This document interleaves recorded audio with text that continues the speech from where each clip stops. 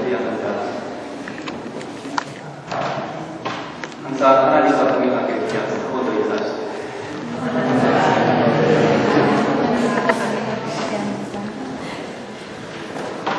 죄의 결과는 하나님과 나와의 관계를 무너뜨립니다.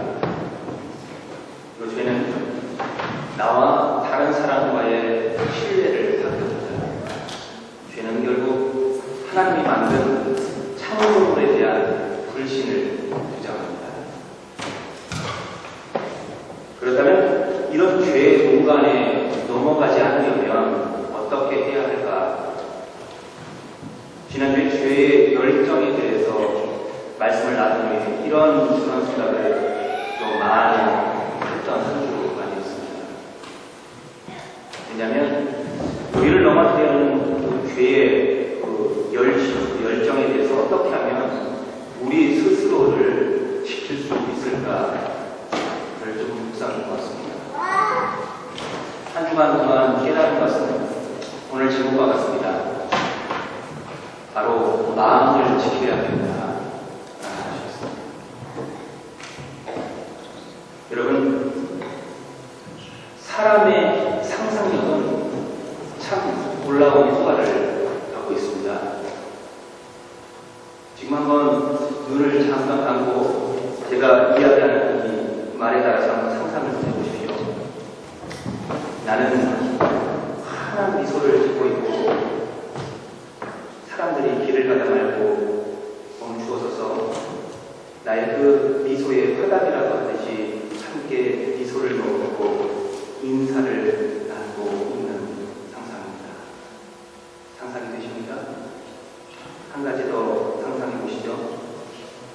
수많은 사람들로 가득 찬 무대에 화려한 옷을 입고 등장하여 멋진 춤과 함께 뽑아내는 나의 노래소리에 그 많은 사람들이 어찌할 줄 모르고 나만을 쳐다보며 환호하는 모습, 그 모습을 한번 또 머리에 그려보십시오.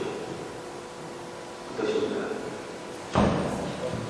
손발이 좀 우울하십니까? 오글오글거리십니까? 이제 눈을 뜨시죠. 혼자만의 상상이 어떻습니까? 이거보다 더한 좋은 생각도 할 수 있습니다. 상상이니까 그런 것도 가능합니다. 그런데 우리가 하지 말아야 할 상상이 있습니다. 여러분, 이런 상상 해보신 적 있습니까? 내가 인사를 하는데 인사를 받아야 할 사람이 그냥 나를 무시하고 지나갔습니다. 근데 상상은 거기서부터 시작합니다. 제 말을 잘 들어보세요. 왜 내 인사를 받지 않았을까? 그 사람이 나를 싫어하는 건 아닌가? 나를 무시하는 거야? 내가 그렇게 하찮게 보여? 나를 그렇게 무시하고 지나갔을까? 집에 가서 속으로 쌤통이다라고 말하면서 즐거워 보이겠지? 내가 이렇게 가만히 있으면 안 되는데 나도 뭔가 복수를 해야 되는 거 아니야? 어떻게 나에게 그럴 수 있지? 도대체 무슨 배짱으로 나에게 그런 악한 행동을 해놓고 이렇게 뻔뻔스럽게 아무렇지도 않게 행동할 수가 있지? 절대 가만히 있을 수 없어. 절대로 가만히 있을 수 없어. 제 얘기까지. 여러분 어떠십니까? 예전에 고향에 있는 목교회 담임 목사님이셨던 그 부장의 목사님이라는 분께서 성도들에게 이런 이야기를 하신 적이 있습니다. 길거리를 가다가 목사님이 인사를 받지 않더라도 결코 오해하지 말라는 말이 있습니다. 그 목사님은 길을 가다가 다른 생각에 잠기면 옆에 누가 지나가도 모르기 때문에 간혹 성도들이 인사를 하고 지나가도 그것을 인식하지 못할 때가 많다는 것입니다. 목사님 왜 인사를 받지 않았을까? 목사님 나를 싫어하는 것 아니야? 라고 생각하면서 상처받고 혼자 끙끙거리지 말고 차라리 그날 목사님을 만났는데 인사를 받지 않으시더군요 라고 자신에게 말하라는 것이었습니다. 그러면 본인이 그때를 떠올리고 오해가 생기지 않도록 설명해 주겠다라는 말이었습니다.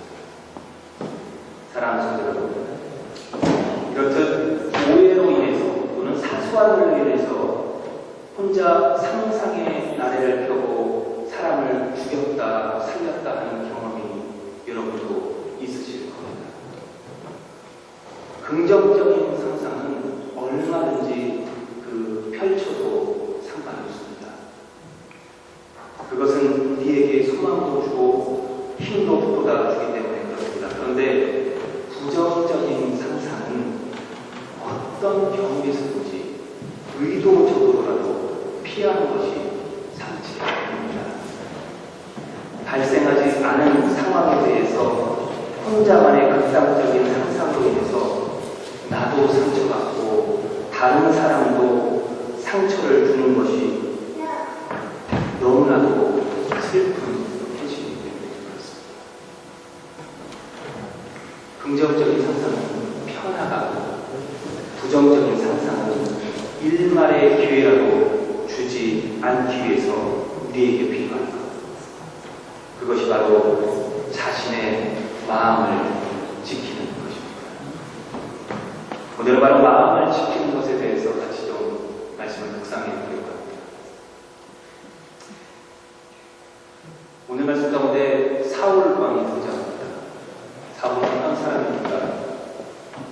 그는 현재 이스라엘의 왕이었습니다. 더 이상 위로 올라갈 수 없는 최고의 자리에 앉아있는 그에게 부족한 것이라고는 없어 보였습니다. 그런데 한 나라의 왕이 질투하는 모습이 오늘 말씀 가운데 그려져 있습니다. 참 신기한 게 아니죠. 모든 것을 다 가진 사람, 다른 사람들로부터 존경받는 사람, 이 사울도 질투와 의심 앞에선 어쩔 수 없는 모양새를 띠고 있기 때문에 그렇습니다. 다윗과 사울의 만남은 전장에서 골리앗을 죽인 다윗의 공로부터 시작됩니다. 사울은 전장에서 현격한 공을 세운 다윗을 자신의 주변에 머물고 싶었습니다. 그는 다윗을 너무나 아꼈습니다. 그리고 그에게 이스라엘 민족을 위해서 여러 가지 일들을 맡겨주었습니다. 다윗과 사울은 별 무리 없이 아주 각별한 관계를 유지하고자 하였습니다. 사울의 아들 요나단은 다윗과 중마고의 관계를 이어갔고, 사울은 다윗에게 자신의 딸을 아내로 보내주었습니다. 성도 여러분, 그런데 이 좋은 관계가 틀어지기 시작합니다. 어떤 상황에서 시작했습니다. 블레셋을 물리치고 돌아온 다윗의 행렬을 축하하는 사람들의 외침이 그 시발점이 되었습니다. 전쟁에서 승리한 다윗이 지나가는 이스라엘 모든 성읍에서 소와 꾀구마리를 들고 나온 여인들은 노래하고 춤추며 환호하면서 이렇게 외쳤습니다. 사울이 죽인 자는 천천히요, 다윗이 죽인 자는 만만히로다. 전쟁을 승리로 이끈 개선 장군 앞에 이런 칭찬과 기쁨의 환호는 당연한 상황이 아닐 수 없습니다. 특별히 이스라엘 민족에게 있어서 언제나 가장 위협적인 존재였던 블레셋 사람들과의 전쟁에서 이기고 돌아온 다윗에게 이런 환영은 당연한 것이었습니다. 그런데 문제는 아무것도 아닌 것 같은 상황에서 일어납니다. 이런 환영식을 보고 있던 사울의 귀에 사울이 죽인 자는 천천히요, 다윗이 죽인 자는 만만히로다 라는 말이 거슬렸습니다. 여러분, 여기서 잠시 멈춰서 한번 생각해 보십시오. 이 말 속에 다윗이 사울왕보다 더 위대함으로 다윗을 왕으로 삼아야 한다라는 의도가 들어가 있습니다. 사람들이 그런 의도로 다윗을 칭송했습니까? 다윗이 사울보다 더 뛰어난 장수다라는 의미로는 해석될 수도 있습니다. 그런데 지금 최대의 적인 블레셋을 물리치고 돌아오는 전쟁 영웅 다윗 앞에서 그러한 칭호는 약간 과장이 되어 있더라도 결코 듣기 거북한 말은 아니었습니다. 오늘 말씀은 사울왕에 대해서 이렇게 드러납니다. 사무엘상 18장 8절에서 사울왕은 몹시 언짢다. 생각할수록 화가 치밀어 올랐다. 결국은 이렇게 말합니다. 사람들이 다윗에게는 수만 명을 돌리고 나에게는 수천 명만 돌렸으니 이제 그에게 더 돌아갈 것은 이 왕의 자리밖에 없겠군. 라고 투덜거리기 시작했습니다. 결국 그는 그날부터 다윗을 의심하기 시작했습니다. 누가 사울에게 다윗이 왕이 되고 싶어 한다고 이야기했습니까? 다윗이 그렇게 말했습니까? 그런 행동을 했습니까? 그 어떤 사람도 사울왕에게 그런 말을 하지 않았습니다. 오늘 말씀에서 확인할 수 있듯이 그런 생각은 다윗을 질투한 사울의 마음에서부터 시작되었습니다.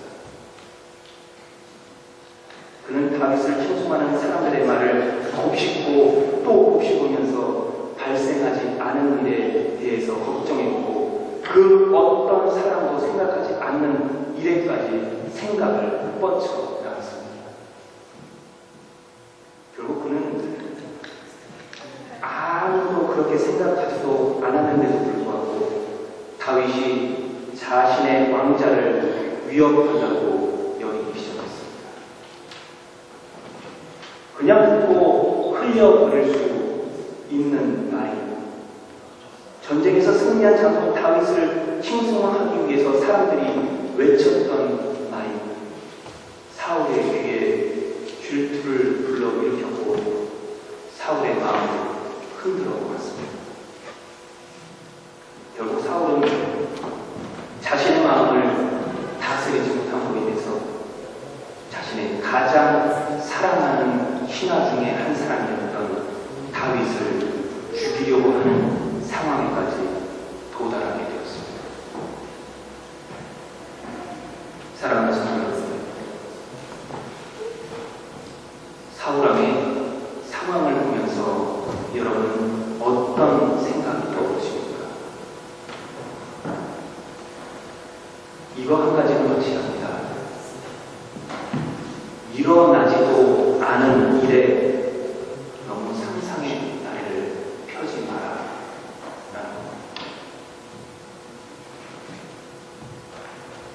눈으로 확인하고 귀로 직접 듣지도 않은 말과 상황에 대해서 우리의 마음을 빼앗기지 말아야 한다는 말입니다.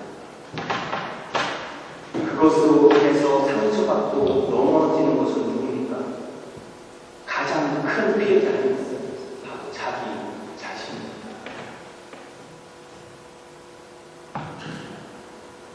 여러분, 사울왕에게 이어지는 상황을 여러분 잘 알고 계실 겁니다. 이것을 계기로 해서 그는 이스라엘을 다스리는 일에 집중하지 못했습니다.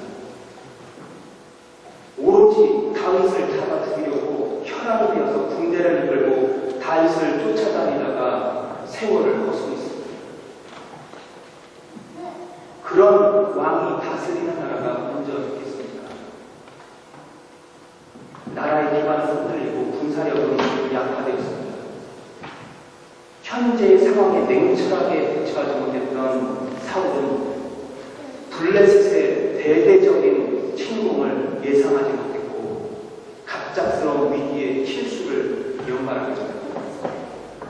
결국 다윗에 대한 사울의 질투와 잘못된 상상은 자신을 죽음으로 몰고 가는 결과를 낳고 말합니다.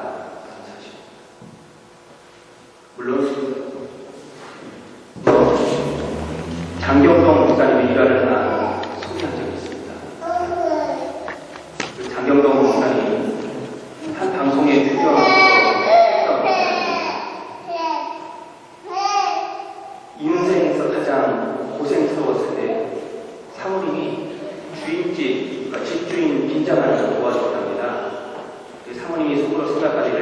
도와주고 나서 배추 그 겉잎은 부스럭거리니까 겉잎을 주워오려고 했답니다. 그런데 배추 겉잎을 주고 있는 사모님을 그 집주인이 이렇게 이야기합니다. 뭐하려고 그래? 돼지 주려고 그래? 주인은 그냥 큰 말이니까 별 생각 없이 한 말이었지만 그걸 주려다가 먹으려고 했던 사모님은 마음에 상처를 많이 받았다고 말씀했습니다. 그때 장경 목사님이 깨달은 것 세 가지가 있다고 합니다. 첫째는 그런 의도는 아니었지만 생각 없이 내뱉은 말에 상대편 가슴에는 평생 못을 박을 수 있겠구나 라는 것이고, 둘째는 상대편이 상처 주려고 해도 상처받으면 안 되는데 그런 의도도 없는데 내가 상처받을 필요가 없구나 라는 것이었습니다. 그리고 세 번째는 사모님이 이 이야기를 그때 바로 했다면 목회복도 그만 다 때려치고 돈 벌러 나갔을 텐데 그때는 아무 얘기 안 하다가 돈 먹고 생활하니까 그 얘기를 했다는 것입니다. 다시 말하면 같은 말이라도 고생할 때 하는 말은 아픔이 되지만 지나가다 하는 말은 추억이 되더라고요. 결국 목사님 다음과 결론을 내렸습니다. 뭐냐면 첫째는 말을 참 조심해야겠다. 둘째는 말로 상처받을 필요가 없다. 그리고 셋째는 말이라는 게 그 때가 있구나 라는 것이었습니다. 오늘 예배에 참석한 여러분, 모든 말을 마음에 두고 살면 가슴이 썩어 무너집니다. 가슴에 담아야 할 말과 과감히 버려야 할 말이 있습니다. 그것을 잘 구분하면 우리의 한평생이 유익하고 행복합니다. 지금 여러분의 마음을 지키기 위해서 마음에 간직해야 할 말과 버려야 할 말은 무엇입니까? 마음을 잘 지키면 나뿐만 아니라 다른 사람도 행복하게 만들 수 있지만 그 마음을 잃어버리면 모든 것을 잃어버리는 과오를 저지를 수 있습니다. 여러분, 하나님은 우리를 향해서 우리의 마음을 잘 지킬 것을 요구하고 계십니다. 상처 받으라고 던진 말에도 상처받으면 안 되는데 하물며 아무 의미 없이 던진 말에 우리의 마음이 무너져서야 되겠습니다. 그 무엇보다도 우리의 마음을 지키는 것이 중요합니다. 여러분의 마음을 지키십시오. 왕이었던 사울도 자신의 마음을 지키지 못함으로 무너져버렸습니다. 우리가 우리의 마음을 지키는 것이 그것을 통해서 우리에게 주어지는 그 행복과 기쁨을 지키는 것이 너무나 소중합니다. 하나님 우리에게 그것을 말씀하고 계십니다. 잠깐 기도하겠습니다. 이 시간에 우리 잠깐 한 목소리로 좀 묵상하면서 기도했으면 좋겠습니다. 지금 우리의 마음을 지키기 위해서 마음에 간직해야 할 말은 무엇인가? 그리고 버려야 할 말은 무엇인가? 다른 사람이 상처 주려고 던진 말에도 상처받으면 안 되는데 혹시 상처받고 무너져 있지는 않은가? 하나님 앞에 우리 자신을 내어놓고 현재 나의 마음의 상태를 주님 앞에 내려놓고 같이 주님 앞에 묵상으로 잠깐 기도하는 시간을 갖겠습니다. 같이 기도하겠습니다. 하나님,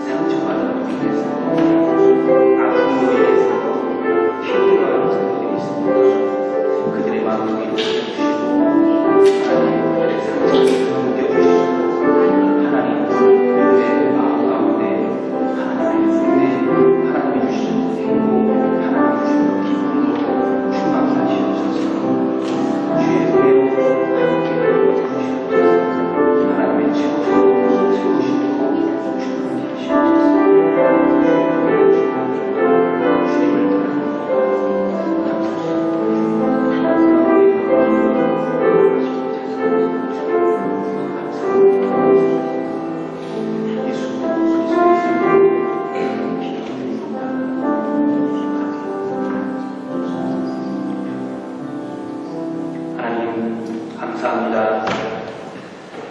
우리가 삶을 살아가면서 혹여나 다른 사람에게 상처 줄 수 있는 말을 하지 않도록 순간순간 주님과 동행하게 하여 주시옵소서.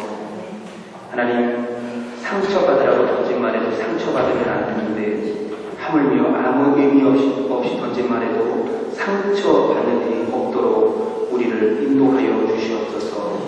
말을 함에 있어서 지혜를 허락하셔서 필요한 때에 적절한 말을 하는 지혜로운 사람이 될 수 있도록 우리를 인도하여 주시옵소서. 하나님의 은혜 가운데 우리에게 함께 하셔서 우리의 마음을 지키고 우리의 마음을 다스리고 살아가는 성도의 삶을 살아가게 하여 주시옵소서. 감사하며 예수 그리스도의 이름으로 기도드립니다.